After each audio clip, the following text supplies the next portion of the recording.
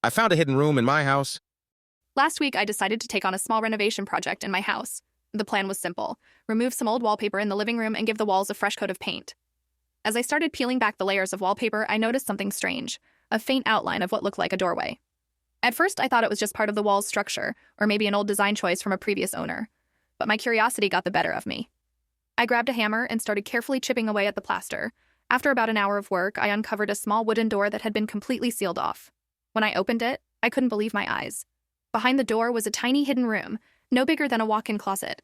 It was filled with old, dusty furniture, stacks of yellowed papers, and even a few strange objects: a porcelain doll, a vintage mirror, and a box filled with what looked like old photographs.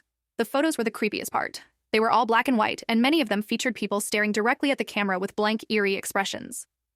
One photo, in particular, stood out: a family standing in front of what looked like my house, but it was clearly taken decades ago. As I explored the room further, I noticed something else: carvings on the wooden walls. They were faint but legible, consisting of names, dates, and what appeared to be short messages like "never forget" and "keep it locked." The most unsettling part? One of the dates matched the year my house was built.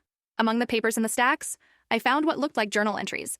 They were written in an old-fashioned script and mentioned strange occurrences: objects moving on their own, unexplained sounds, and a shadowy figure that appeared at night. At first, I thought it might just be fiction or someone's overactive imagination, but it still sent shivers down my spine. After a few hours of cautiously sorting through the room's contents, I decided I had enough for the day. I carefully boxed everything up, but I couldn't shake the feeling that the room wasn't meant to be discovered. That night, I barely slept. Every creak and groan of the house felt louder, and my imagination ran wild with the possibilities of what those journal entries might mean. I've since cleaned out the room and plan to use it as storage, but I can't shake the feeling that the walls of my house hold more secrets than I'll ever know. Every time I walk past that hidden doorway, I feel an odd mix of curiosity and unease.